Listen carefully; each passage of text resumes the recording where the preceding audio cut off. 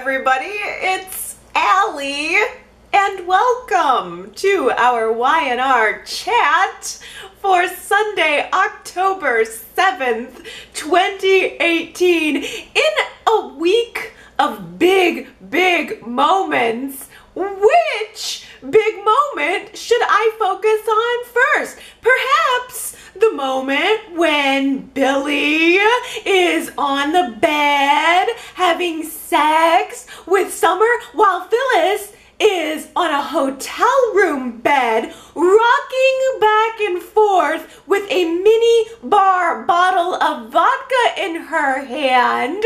Or, no, maybe I should focus on the moment when Mariah confessed to Sharon on the day of Sharon's wedding that Nick had slept with Phyllis, of all people. Or no. Maybe I should focus on the moments at the church where Nick's standing at the altar, all of the families gathered, and no Sharon. Sharon is missing. But no, actually, no. I think that the moment I should really shine the light on this week, in a week of big moments, was the moment when Sharon stood in front of a crowd of friends and family and children and told everyone that Nick had sex with Phyllis. I am sorry, but in a week of big moments, the single greatest moment of the week was the look on little Faith Newman's face when Mommy told the world about Daddy's affair. Bravo, ladies and gentlemen, Mother of the Year, Sharon Newman, yeah. There is literally no amount of counseling that child will ever be able to go through that will undo the emotional scarring that these two parents have done to this poor little child. All of their children. In fact, the greatest line of the week, in my opinion, came from Noah, where he commented about how his parents are spectacularly talented at imploding their own relationship. You got that in one, Noah. You got it in one. Somehow, Mariah is the least screwed up out of all of the Newman children for having been raised in a cult and not by Nick and Sharon. Am I right? Oh. On the day of Nick and Sharon's wedding, Mariah is in knots. Does she tell Sharon what she learned about Nick and Phyllis? She wasn't planning to until she talked to little Faith. I mean, Mariah's looking at this little girl in her eyes, and she realizes that this kid has seen her parents' marriage fail, not only to each other, but to other people. It's been nothing but failed relationships all around this poor little girl so many times. And Mariah realizes that she can't let her little sister wind up living through another divorce if the information about Nick and Phyllis ends up coming out anyway, or if the affair happens again. So right before the wedding, Mariah does what Mariah does not want to do. She breaks the news to Sharon that she heard that Nick slept with Phyllis just a few weeks ago. And Sharon, of course, at first wonders if this could be a lie or a mistake, but we all know it's not. And Sharon, in her heart, knows that it's not. This situation right here is, in fact, Sharon's worst fear about Nick realized. That Nick would betray her again, not just by sleeping with another woman, but by sleeping specifically with Phyllis. And Mariah, to her credit, still found a way to try to defend Nick to Sharon, even though she never broached the topic with Nick, which I thought she would. She tells Sharon that Nick probably felt awful about the fact that this happened, and he didn't want to tell Sharon about it because he wanted to protect her from the pain. Mariah even goes so far as to say that it was probably just a one-time thing. And I loved the moment where Sharon just looks at Mariah and says, Mariah, it ceased to be a one-time thing some time ago. Almost as if Sharon was expecting this. Almost as if she had already prepared herself for this worst-case scenario. And so that's why Sharon's reaction to the news that Mariah was telling her came off to me at first as so mature and so rational, almost as if in a world of constant betrayals and secrets and lies, maybe a person just learns to accept the constant betrayals and secrets and lies at some point. Mariah even suggests postponing the wedding to Sharon. Like, give her a moment to process all of this information. But Sharon just takes a beat and says, no, I don't want to postpone the wedding. The wedding's gonna go on. I want the wedding to just go on. This is what I want. I want you to tell no one about this. I want you to go to the church and I will meet you there. Only she doesn't. The guests arrive. The priest arrives. Nick's standing there waiting at the altar. But no Sharon. Sharon's nowhere. And I think it was because Sharon seemed so steadfast about going through with the wedding that I honestly thought that maybe she had been kidnapped by Tessa's bad guy brigade, or maybe even that JT had been raised from the dead and he came and snatched her. So when Mariah went back to the house to check on Sharon, find out where she is, if she's changed her mind, Sharon was not there. And I thought, she's gone. Somebody's kidnapped her.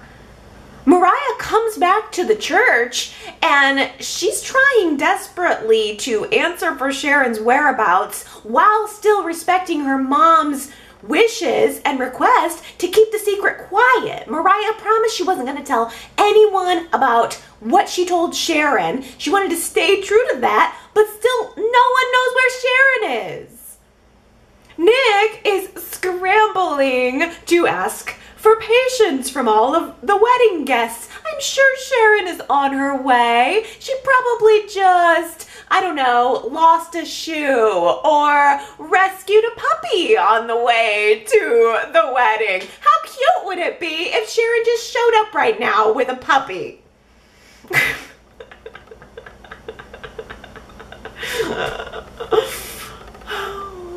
Meanwhile, by the way, everyone at the church has their smug looks on their face, completely assuming that Sharon stood Nick up and he's just a fool right now. It's so like Sharon to betray Nick like this.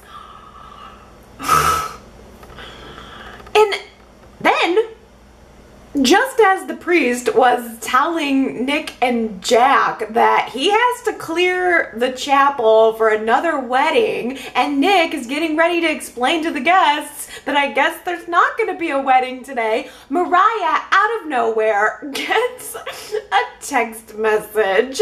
Everyone scrambles to take their places and their seats, and the procession begins with all of the bridesmaids, with the ring bearer, but still, the audience hasn't seen Sharon. I honestly was expecting it to be a fake out and there would be no Sharon, and maybe a puppy would just gallop down the aisle instead of a bride. Oh, but no.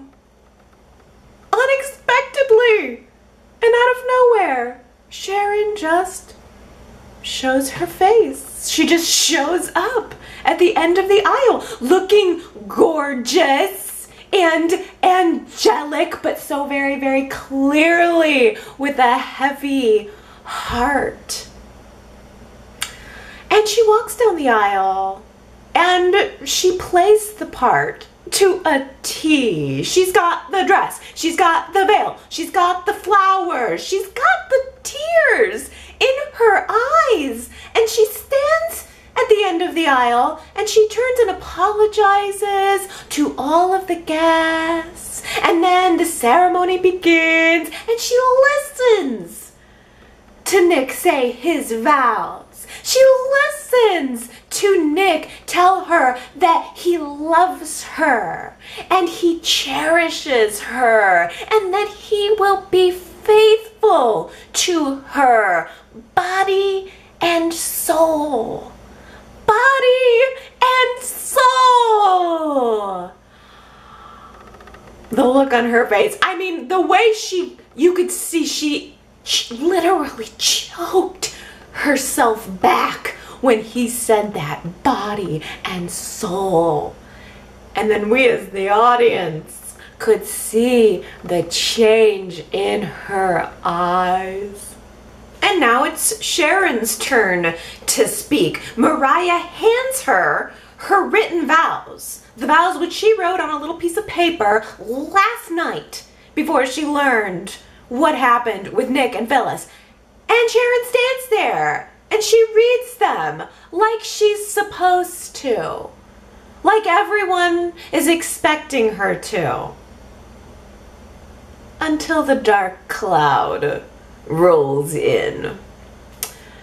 Sharon holds up those written wedding vows, brings them up to her chest, and almost in one fluid motion rips them into pieces and dramatically holds them up and lets them flutter to the floor.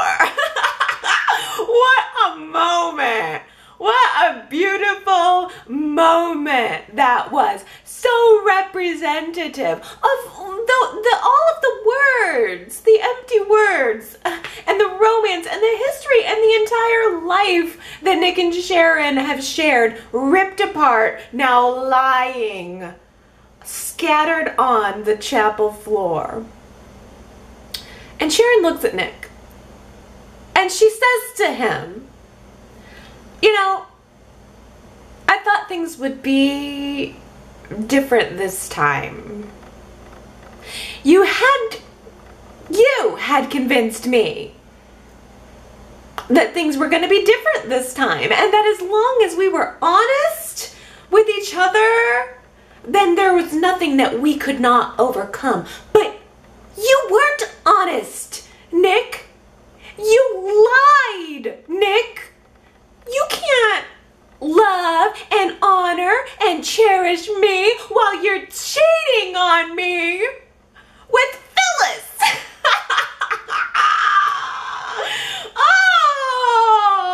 Oh, the crowd, I mean, like, you could just see it hit them. The crowd gasps. Oh. I will forever have little face burned into my mind. I screen capped it because I'm a horrible person and I thought it was funny. Faith's face, like that screen cap is Faith's forever immortalized moment of complete and total permanent emotional damage that we as the audience got to witness courtesy of her mother. Sharon dropped that bomb on purpose. That's the thing. I thought maybe she changed her mind mid-ceremony, but no, she dropped that bomb on purpose. Even though her little daughter was there, even though Christian was there, even though all of the friends and the family were there, she wanted to humiliate him. She wanted to make sure that he felt humiliated the way that she felt humiliated, because she said to him, I wasn't even going to come here today. She must have decided back at the house that she was going to stand him up. She changed her mind. But she said to him, I decided to come here today because I wanted to see the look on your face when I told you that I was not going to marry you.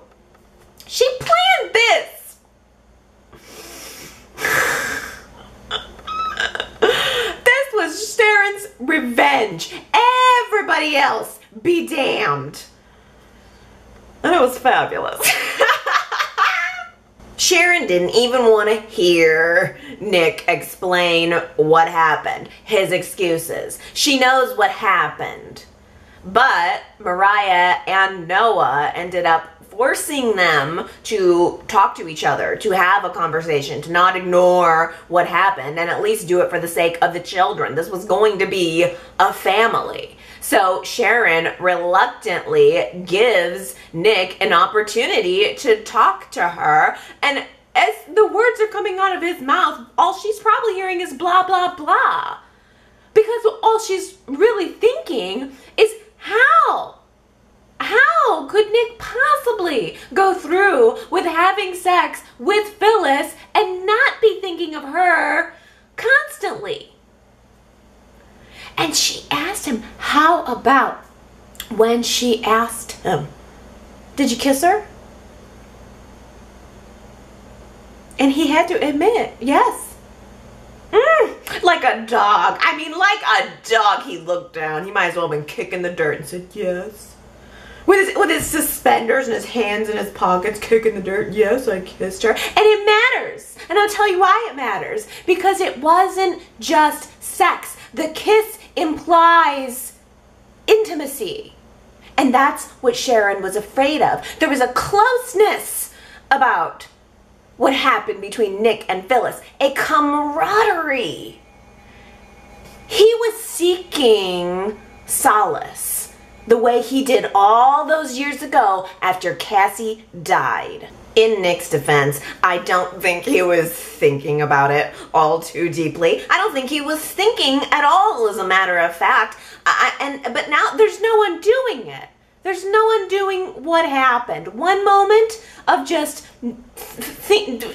action instead of thinking, and the relationship is ruined for now. For now. Sharon didn't want to forgive him. He packs a bag, takes Christian, and has to leave the house. She kicks him out of the house. She said, get out of my house, and I don't blame her. I don't blame her for not wanting to forgive him.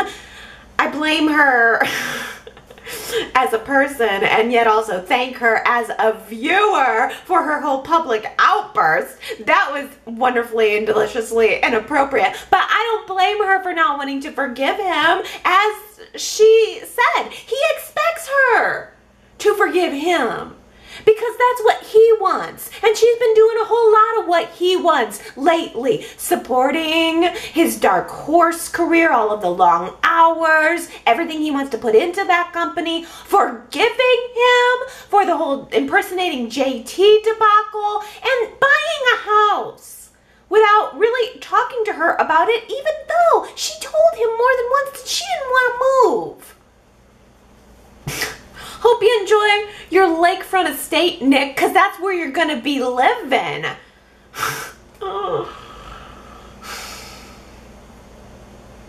Right before he leaves the house, though, he does tell Sharon that he's not giving up on them. This is not the last. He's going to continue to fight for her. So he better make damn sure that one of those bedrooms at that lakefront estate does not have a set of guest towels with Phyllis's name on them. Do not let Phyllis come stay with you, Nick. Because this is what I'm afraid of. That entire wedding scene, everything that Sharon did, everything that went down was all part of Sharon's little impromptu revenge plan against Nick. What I think is going to come next in the weeks to follow is going to be part of Sharon's little revenge plan for Phyllis.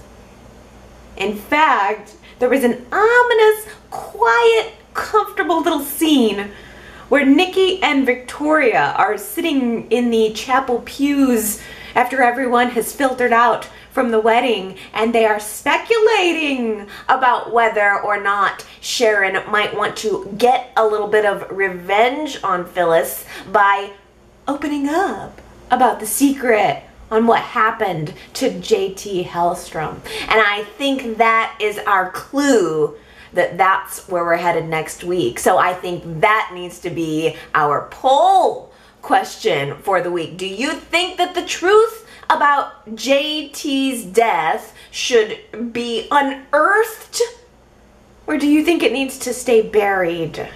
YRChat.com is where you can cast your vote on that. I think that's going to be the next blow up that we're going to be seeing either next week or in the weeks to come.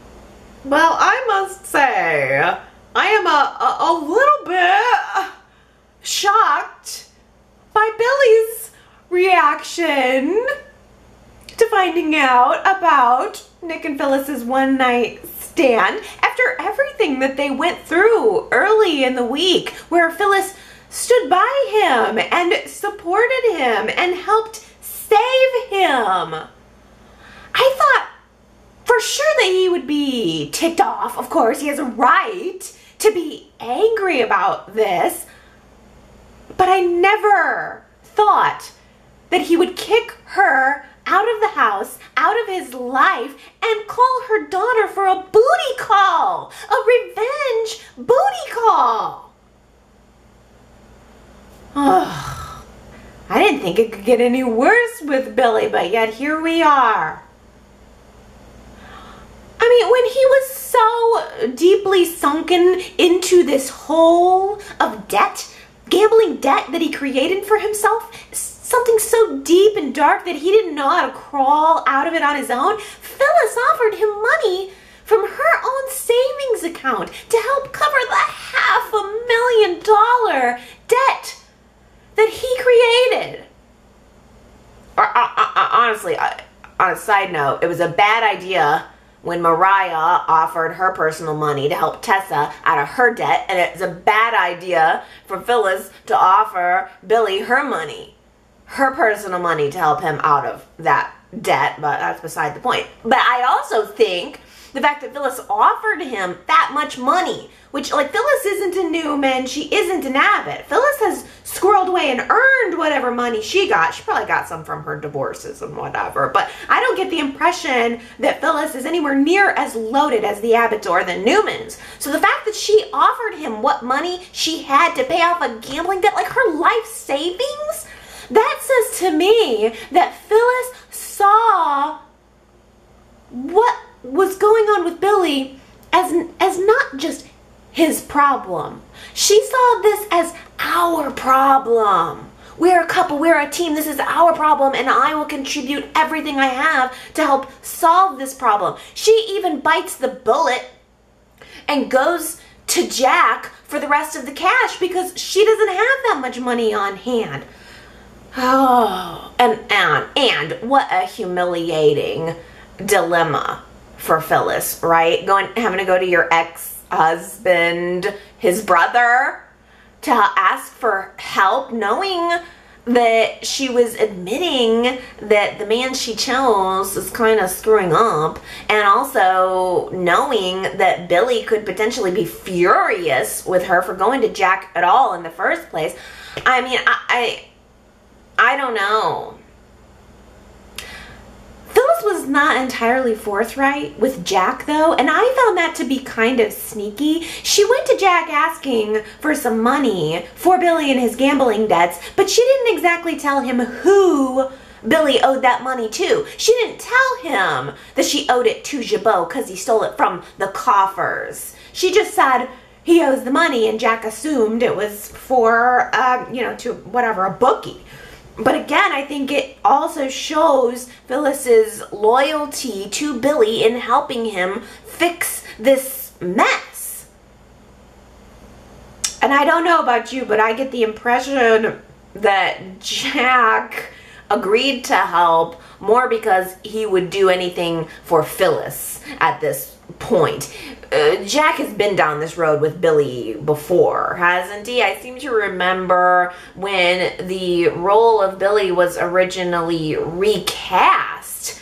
It was because Billy had gotten himself into some kind of big old gambling hole in Myanmar, and Jack was bailing him out. And at that time, Jack was talking about how he was tired of constantly bailing Billy out of his gambling debt. So, I mean, this is not new news to Jack. The only person who this is new to is Phyllis.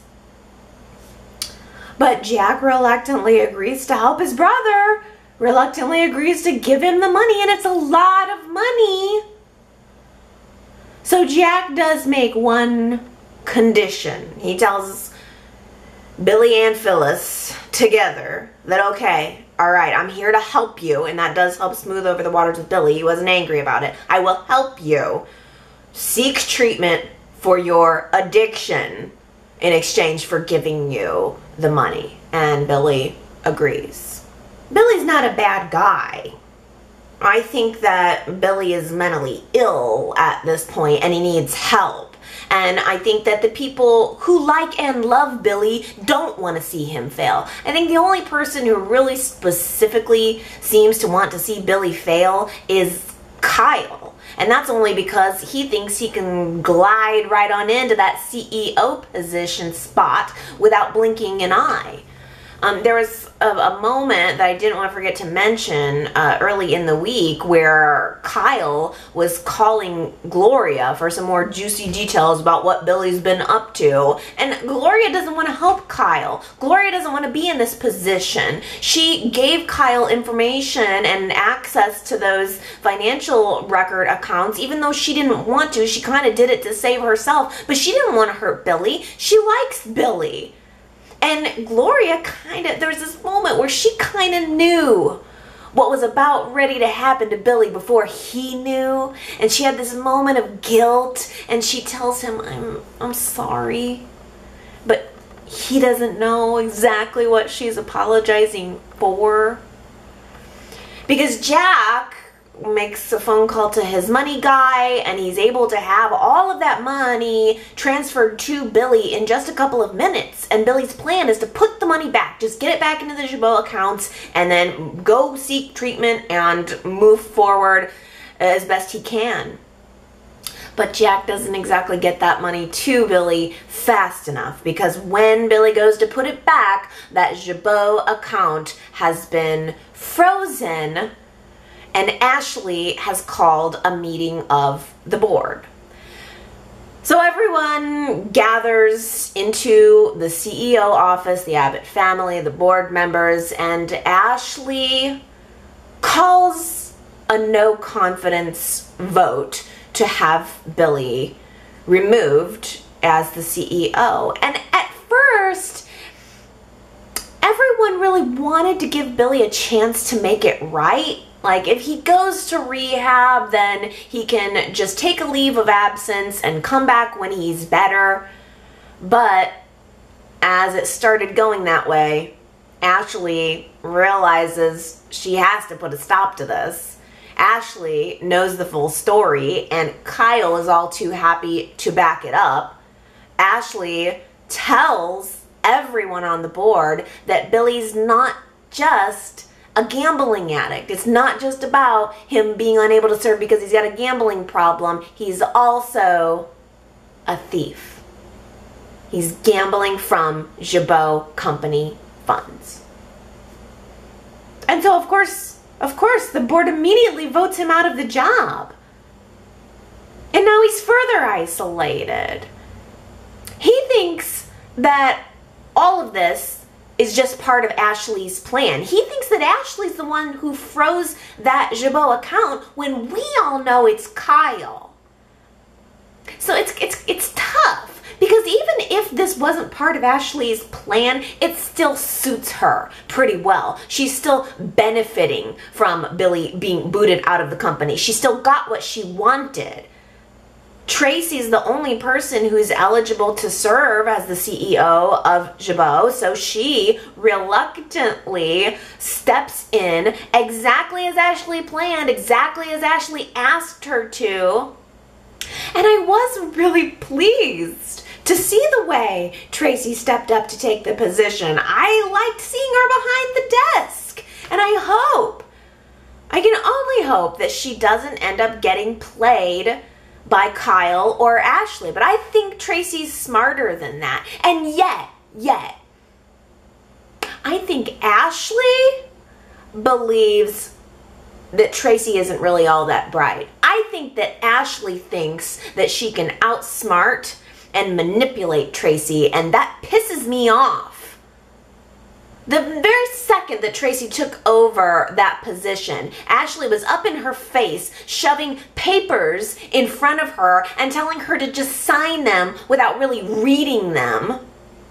And then also made a comment that was kind of taunting her a little bit about how good it feels to be sitting in that chair. You never know. You might just want to stay in that chair. I mean, that position, it is intoxicating. Some might even call it addicting.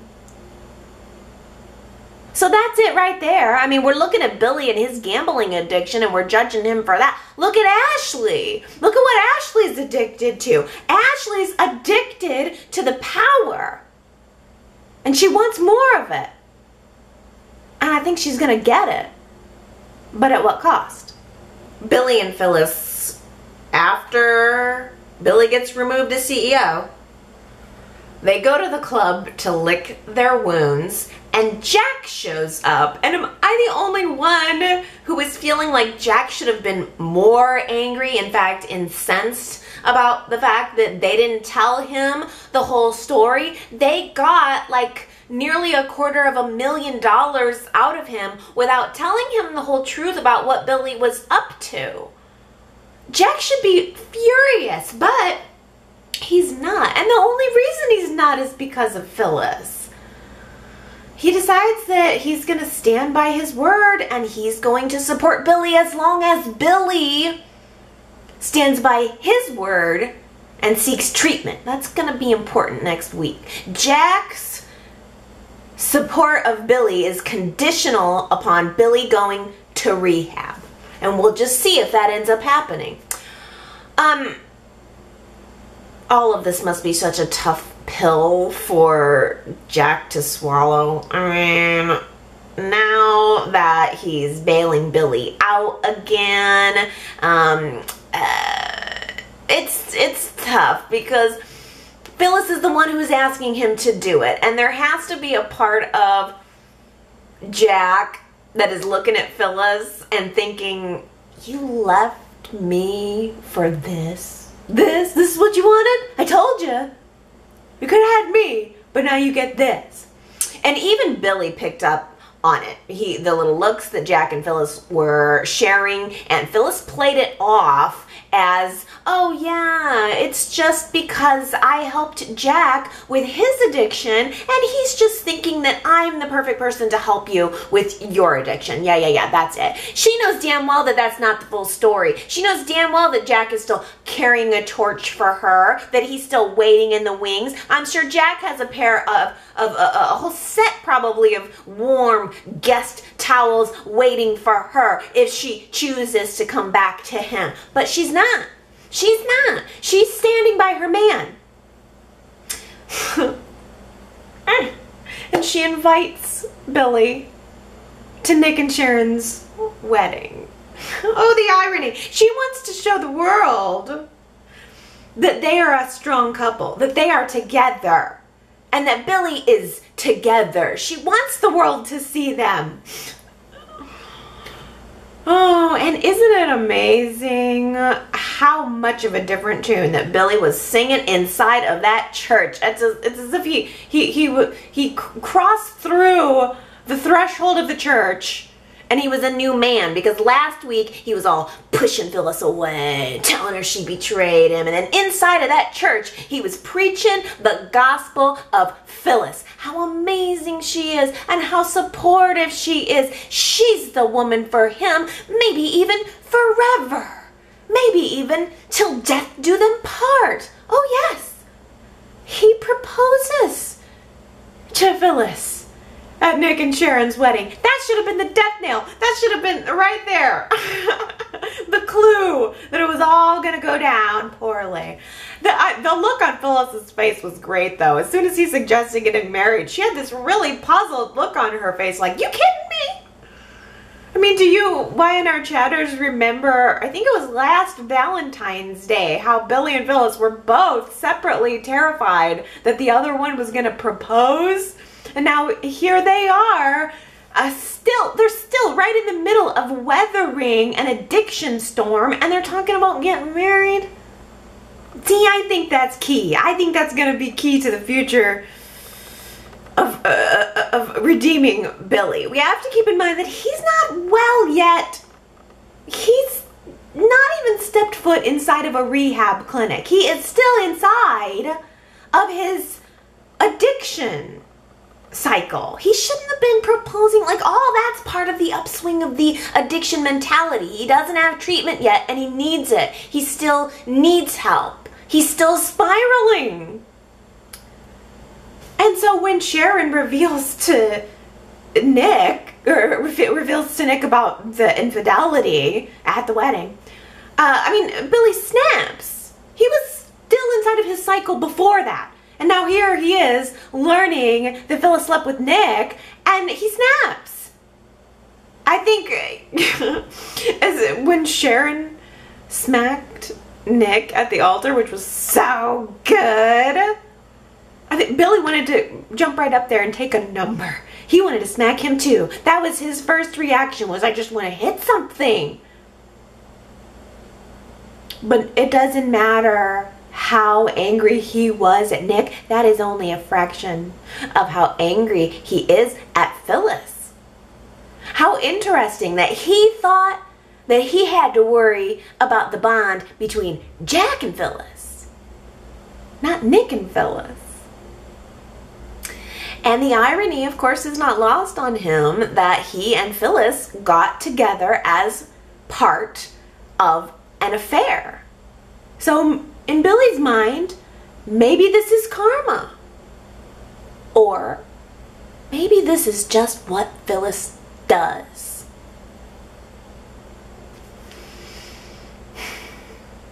I want to be sensitive to the fact that Billy feels betrayed. He has just finished lavishing all of this affection on Phyllis, all the while she's keeping this huge secret. He's been battling his demons day in and day out, thinking that he can't live up to her and what she deserves. And now he finds out that her hands are dirty too. When they get back to the house after the wedding, I honestly, really, truly thought that he was going to forgive her. I mean, they actually were on a relationship break when Phyllis slept with Nick, unlike Nick and Sharon. So I thought he would be ultimately forgiving after some time. But no. He literally pegs her suitcase and tosses it out the front door, just, by the way, like she did to him. He opens up the front door and he ushers her little butt right out of the house, tells her they are done. He's done. All the while, Jack also lives at the mansion and he's witnessed this whole thing. And he comes to try to talk to Billy briefly, and I think Jack's trying to smooth the waters here. He kind of sees what's going on here. And he tells Billy, okay, so this happened, but we need to make sure that you're still on track, that this doesn't deter you from getting the help that you need. You're still going to rehab tomorrow like you promised, right? And Billy says, yeah. I'll go to rehab tomorrow. But tonight, I have other plans. Billy shows up at the club. He has called Summer. He's asked Summer to meet him at the club. Thank goodness, by the way, that it actually was Hunter King as Summer. I thought there was nothing wrong with the replacement Summer whatsoever. She was fine.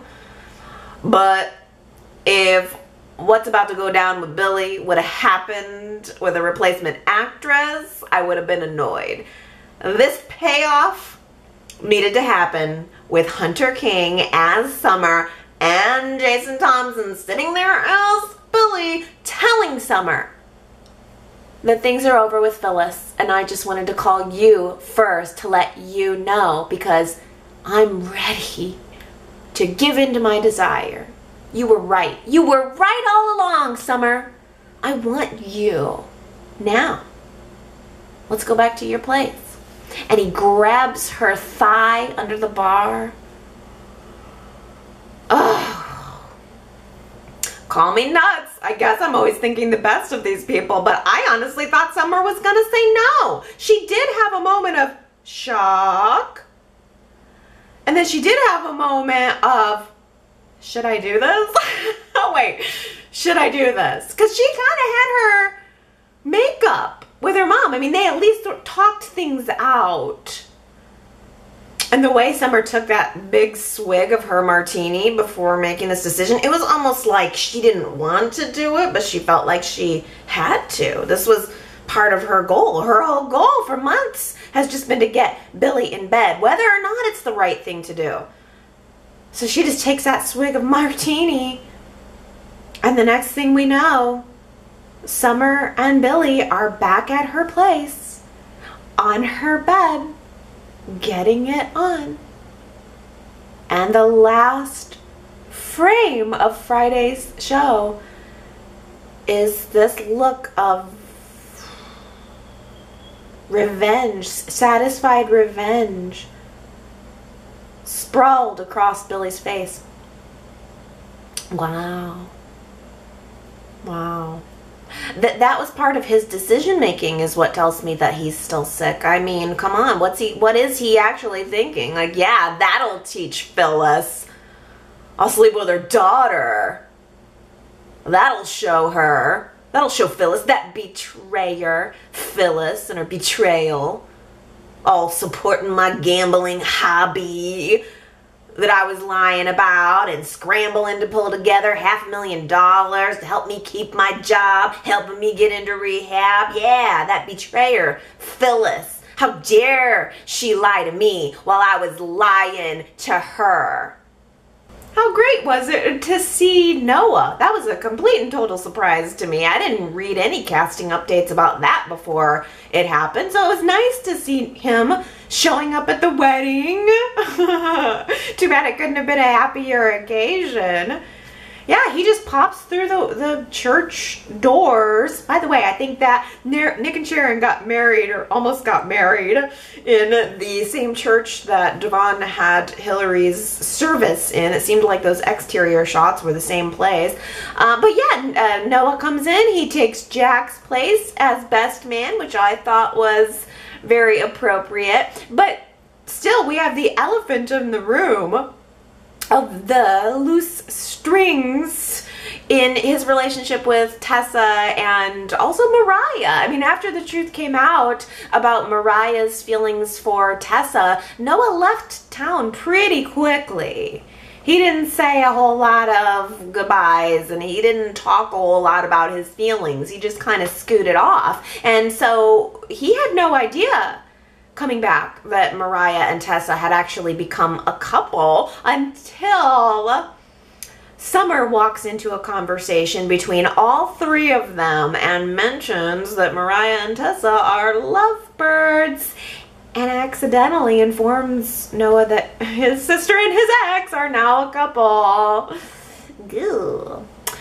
He did seem ticked about it at first. I can understand.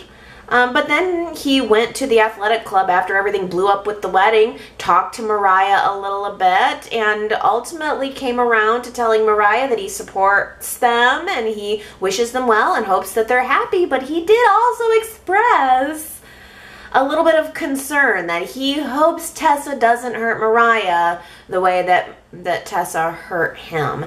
And I wonder if that's some foreshadowing. Do you guys think that Noah should stick around? Would you like to see more of him? I kind of would. Because I think Sharon and Nick are both very busy right now with what they've got going on. So I think Noah could be the perfect person to come in and actually have some more conversations with Tessa. He could possibly have a vested interest in finding out what's going on with her. I'm tired of wondering, like, it seems sometimes like maybe she's shady, but then she's so supportive of Mariah through the whole wedding, and she's just like the greatest partner ever one week and then seeming weird the next week. So I think Noah could be the perfect person to really dig in there, do a little investigating, and give us a status update on that cloud of doom that's hanging over Tessa with her sister.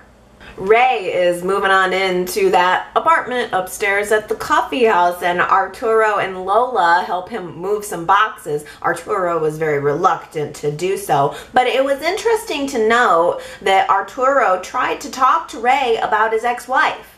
Like, here you are moving into this apartment and doing your thing. What about your, or actually not even ex-wife, about his wife. He's currently married. So Arturo did try to talk to Ray about that, and Ray skirted it. He didn't really answer, and it got us nowhere. But I'm more convinced than ever that Arturo must have had an affair with Ray's wife, and that's what happened between them all. It seems that Arturo doesn't have a whole lot of respect for the so-called sanctity of marriage.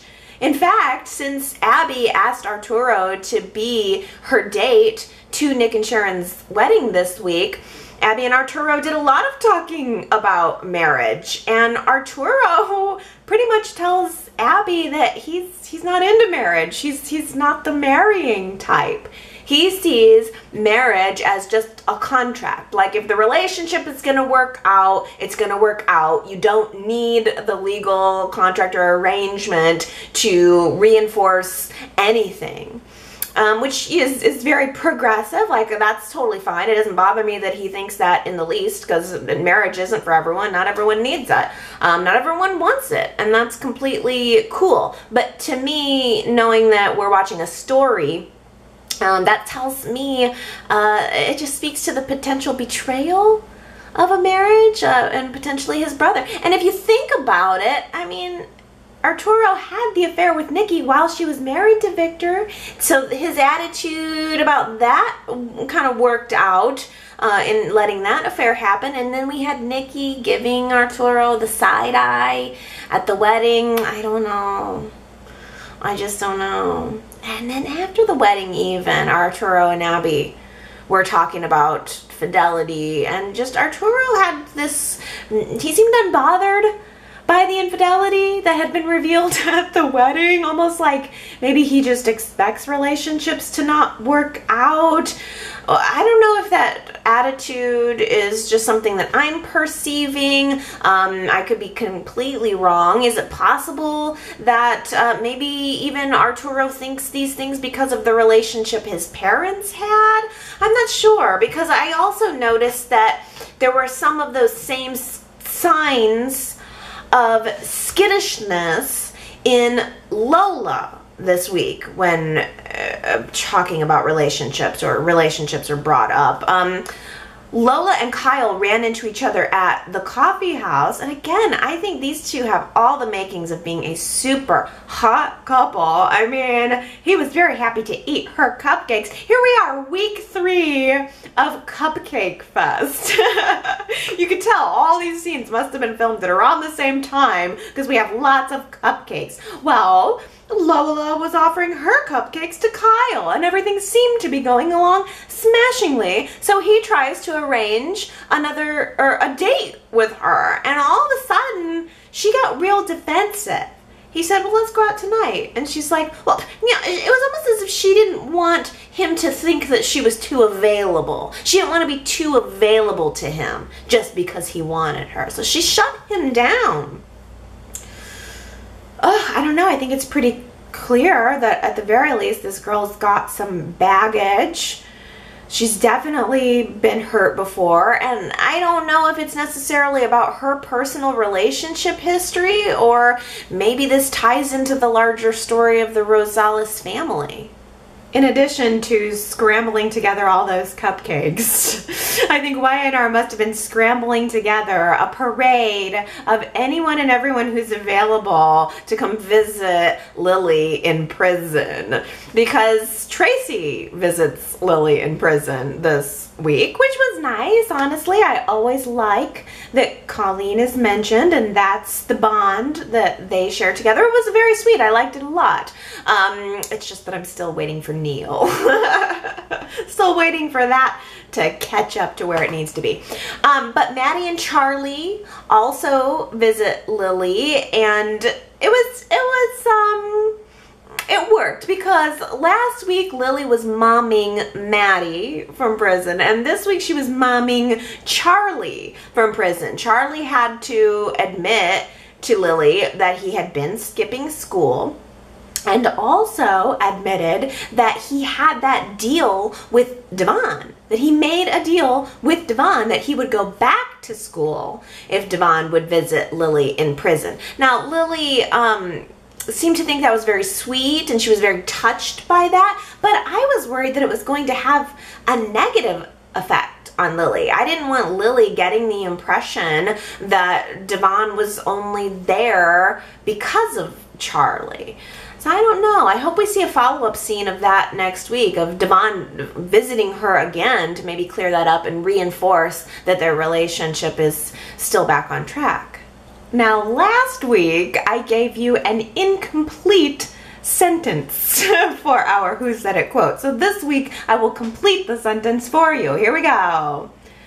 Maybe a brick fell on my head, but I realized that if I was ever going to get out from my father's influence, I needed to be more like him. Said by Nick. That was Nick talking to Jack at his pre-bachelor party. I just thought it was kind of funny that he said, maybe a brick fell on my head, because sometimes I think maybe a brick did fall on his head. Perhaps the night that he slept with Phyllis. Oh, well, 5 of you guessed that Mr. Nicholas Newman said that, so congratulations, T. Nicole and Anna and Henry and Breen and Mary Ann. You guys all got it right. Congratulations. Here's a new one for the week. Have you ever considered a career in faith healing? Now, I like this quote because I think our little Faith Newman needs some healing. So I want to make this sort of, the quote is not faith related, but I want to make a faith related Who Said It quote and some Y&R Chat themes this week. So who said, have you ever considered a career in faith healing? If you think you know, yrchat.com to leave your guess, and if you get it right, I will give you your shout out on next week's Y&R Chat. Oh boy, you guys were blowing me up with comments this week, so let's dig in. Start out, T. Nicole. Start us out. So, Arturo does not want to get married. I see future drama with this between Abby and him. At first, Abby will try to push it under the rug, but I believe this will cause a rift between them.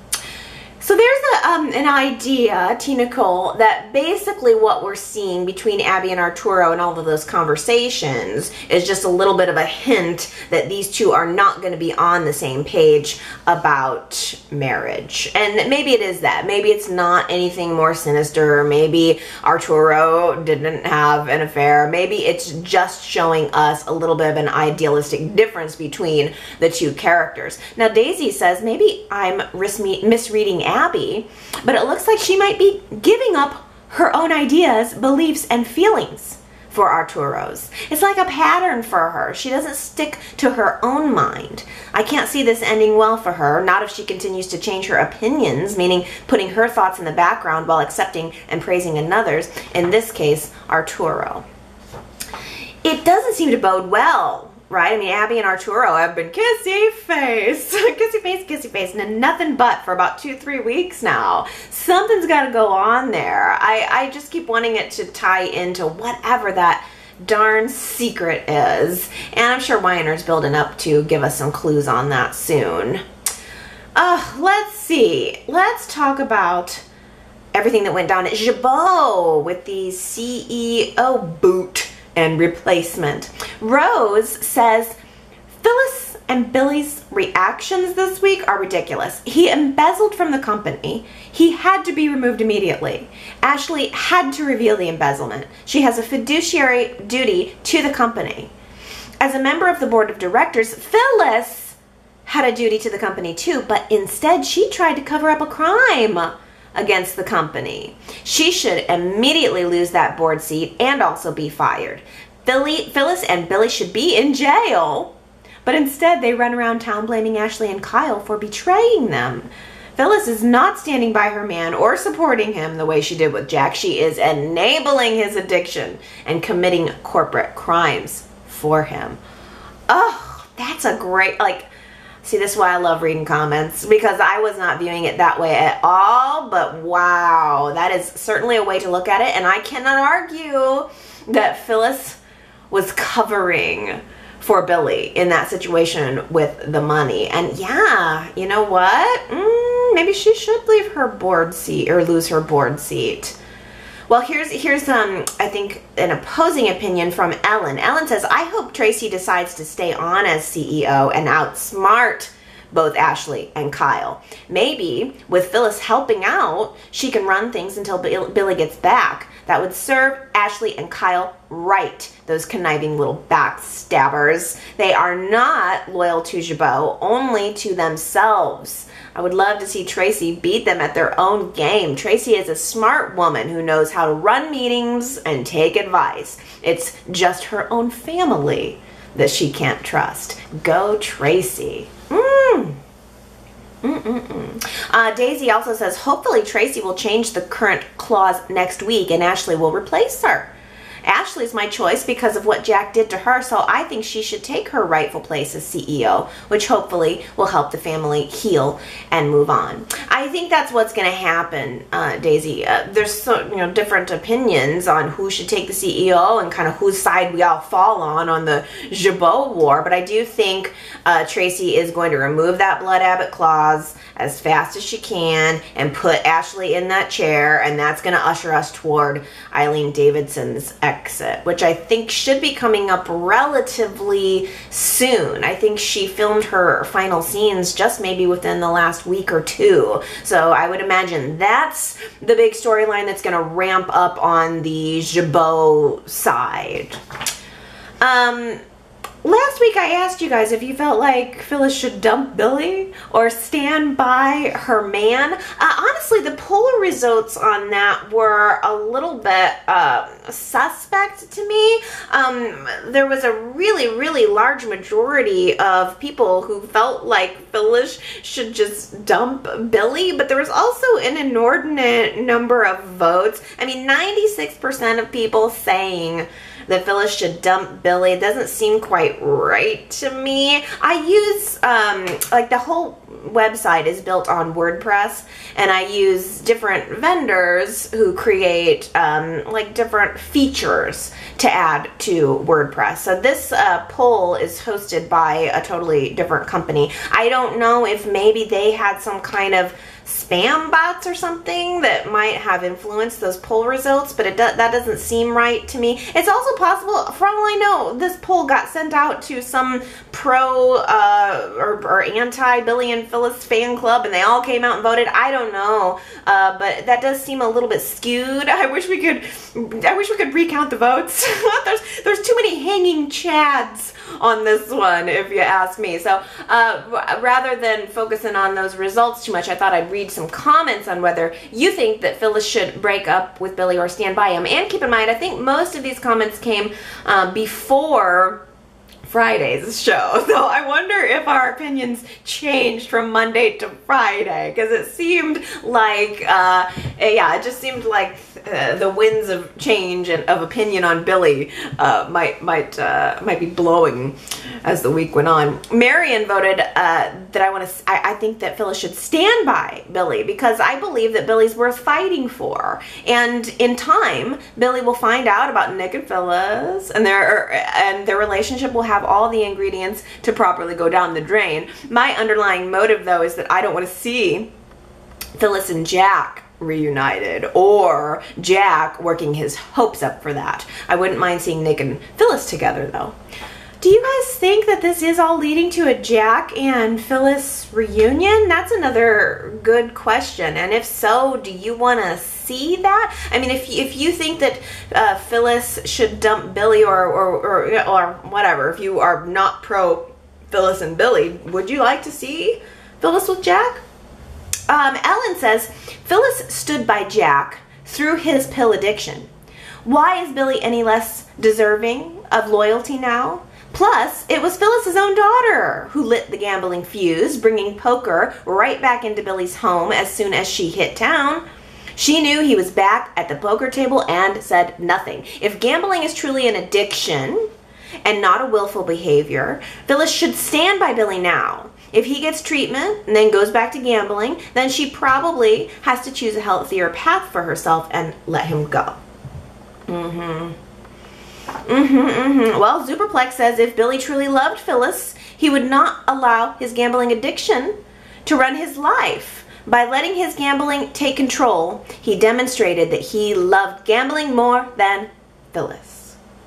And Marianne says Billy has an addiction. It takes over his good judgment, but he still loves Phyllis. Yeah, I mean, I don't know. I think you can be addicted, you know, and I think he can be addicted to gambling and still love Phyllis, but at this point he really just needs help. I think they're two separate things. I think Billy needs help for what's going on with him, and then kind of like I said last week, I think if they can come through to the other side of the addiction, then maybe with a clearer head decide if they're going to move forward with a relationship. But now it's almost as if the secrets have shifted. Billy had a secret, Phyllis found out about it. Then Phyllis had a secret, and Billy found out about it. And now Billy has just developed a new secret. My question is, does he want Phyllis to find out about it? Does he want Phyllis to know that he slept with Summer? Superplex also says to Billy, a moment ago you were proposing to her mother, and she would have been your stepdaughter. Oh Lord, the tangled web. The tangled juicy web we weave. Mary Kay says Summer and Billy together is really silly. I like Billy, and even Summer grew on me. Even though the whole gambling storyline that I didn't enjoy watching, or sorry, even through that I didn't enjoy watching, I still liked Billy's character. I thought it was amazing how he never took things further with Summer, even though she practically threw herself at him. I was glad that Summer moved on from Billy. The scenes of them together was one of those instances where you want to look away but can't. I didn't like it at all. Was that a pun about silly? I think it was. Summer and Billy equals silly. Also, yeah, what happened with Summer? She was into him fiercely, and then she was over him and into Kyle. And then the second Billy comes back and is asking her for some, she just jumps right on board. So what's up with that? T. Nicole says, a thought came to me. The first time Nick cheated on Sharon with Phyllis, there was a pregnancy shocker, and there came Summer. Well, with Nick cheating again with Phyllis, but it led to Summer sleeping with Billy, what if the twist is that Summer ends up pregnant? Ugh. Do we think that's a storyline that could happen? Ah, well, yes. It certainly could happen. No doubt about it. Oh, I hope not, though. Oh, Gary, this is kind of funny, says that Phyllis Summers really has no choice now but to pack her bags and return to wherever she and Avery came from. I like that comment because someone mentioned, I think maybe Abby, at Nick and Sharon's wedding, that Nick had also been stood up at the altar by Phyllis's sister, Avery. So I love that Y&R is bringing us a little bit of history with the show lately. And Gary also says, when Faith was little, I seem to remember some dreamy dialogue about how Nick and Sharon wanted this child to be free of all of the problems with the Newmans, all of the drama, and that she would grow up happy and whole and perfect and would be free of the Newman curse. Now here Faith is, an adolescent, and she is totally another victim of being on a soap opera. I mean, she's smart and savvy, but now she's traumatized as a young person by her environment. Who escapes this? Well, I think that's really interesting, especially because Summer certainly didn't escape it. I mean, we have spent all this time trying to analyze what happened to the character of Summer, but if this were 10 years ago, Summer was the child who was caught in the middle of this Sharon, Nick, Phyllis triangle. And I think that it makes sense that Summer grew up to be screwed up, and I think we're gonna, in the future, see Faith grow up to be screwed up too. Oh, so this is kind of funny because Rose had left a comment about how it's kind of crappy that Billy hijacked Nick and Sharon's wedding for a proposal to be Phyllis. And it was, as I was watching that scene, I was thinking about hijacked weddings. And I was vaguely remembering a wedding that was supposed to take place, but someone didn't show up. And so another couple in attendance just took over the wedding. Like, I'm watching Sharon not show up for her wedding to Nick and Billy proposing to Phyllis, and I thought, well, I guess they could just they're in a church. I mean, there's a priest right there. Why not just hijack the wedding? But Rose had said that it was Christmas one year. I think this is right. That Billy and Victoria had a second wedding because Kevin didn't show up for Chloe. And Rose says, I think Victoria even wore Chloe's veil, and Chloe, in her white wedding dress minus the veil, even stood there at the altar with Victoria. Yeah, that's the one I was thinking of because it was at Christmas too. And Rose says, also most recently, Christine and Paul hijacked Catherine's funeral. That's even worse. That one's even worse. I mean, you know, a ready-made wedding, I don't know who would want that anyway, but a wedding at a funeral? No thanks. Oh, let's talk about Nick and Sharon. Ellen says Mariah looked so gorgeous when she was in the mirror getting ready for the wedding with the dramatic makeup and the low-cut black dress. Our bohemian hippie cult girl is getting some attention from the glam squad. I guess that's appropriate as now she's anchoring a daily TV talk show. I hope they don't change her too much. I love boho Mariah. I noticed that very dramatic lipstick on her. She did look good. The dress is gorgeous. Her hair is very right. And she has the bright red, like perfectly drawn on lips right now. Mariah did look good, no doubt. Mary Kay says the wedding episode was great. Everyone looked amazing, especially Sharon in her wedding dress.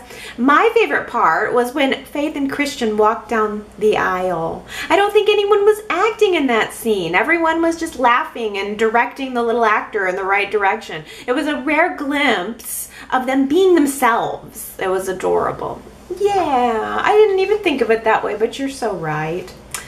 Leslie notes that she loved the assorted black dresses on the bridesmaids, that she would steal that idea. I liked the bridesmaids dresses too, but I kept thinking, I don't see any of the dresses that we tried on at Sharon's bridesmaids party, where we had that rack of dresses and everyone picked one and came down. Apparently, in the end, Sharon decided to go classy and classic, but I did like that. Just black.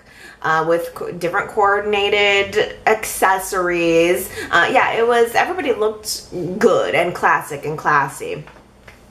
Diana said, I really enjoyed Nick and Sharon's wedding. I loved the vows that they both read to each other. Too bad they were tainted words because of Nick's actions. Great twist also. It was looking like maybe Sharon had forgiven Nick. I wasn't sure what to expect. You knew the truth would be revealed very soon when Billy proposed to Phyllis. I just didn't know when. Mal Young did a great job of keeping the outcome of the wedding very suspenseful. I find many of the weddings to be kind of boring and lacking in excitement, but this one was one of the most memorable weddings I've seen. Yes, it was very like, I wasn't sure which way it was going to go. Is Sharon going to forgive Nick, or is she going to marry him? Is she going to get kidnapped, or is she going to show up around the corner? It was suspenseful. I had no idea what that woman was going to do. I mean, even the fact that they didn't show us Sharon until everyone else had gone down the aisle. It was like, yeah, it was a good wedding. No doubt. Liz says, I just knew the writers were leading us to believe that Sharon had stood up Nick after finding out he slept with Phyllis, only to reveal that JT had kidnapped her and was holding her hostage. JT would then one by one lure all of the Margarita crew to his lair with the intent to bump them off. And then at the last minute, Ray would rush in, guns ablazing, kill JT for the second time, rescue all the women. Ray and Sharon could embrace, and we would have the start of a new and inevitable romance. I'm glad I wasn't the only one that actually thought Sharon might be in danger. And I think part of it is because we saw a little preview. This must be coming up on Monday. I think it was, since we're off because of the news interruptions, we had our last next week on Y&R. Like, when was it? That would have been on Monday. And it showed us a little preview of a snippet of a note that said something like, I don't know who was opening it up, but it was a note that says, I know what you did, or something like that. So I think that's maybe what got my mind spinning in a direction of Sharon being in danger while she was missing. I'm glad I wasn't the only one who thought that, though. Tanya says, I am proud of Sharon for being strong and not losing it. Good job, Sharon, and I'm glad, and I don't blame her for what she did in the end, because her speech was so true. Oh, let's see here. Let's have a, Gina says, I'm interested in how this whole JT saga is going to pan out now that Sharon knows about Nick and Phyllis. I'm wondering if she might try and pin it on her. Yeah, that's a good question. Because if Sharon does end up outing the secret about JT's death, she's really hurting herself, and she's hurting Victoria and Nikki. Phyllis would be more of a collateral damage to that. So if Sharon is going to somehow use that information against Phyllis, then maybe it would be pinning it on Phyllis. That could be an interesting twist.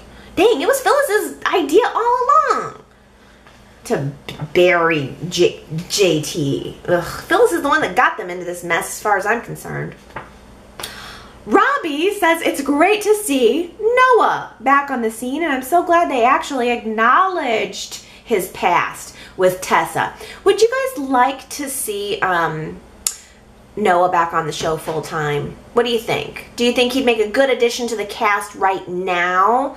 I kind of think so. Or at least let him be on recurring and let him bounce in here, in and out. I think that'd be good. Leslie says, Mariah has no right being snippy to Summer this time. Mariah was in the wrong for deciding to disregard her brother's feelings and being with Tessa, plus shoving her on Nick and Sharon to pile on the hurt.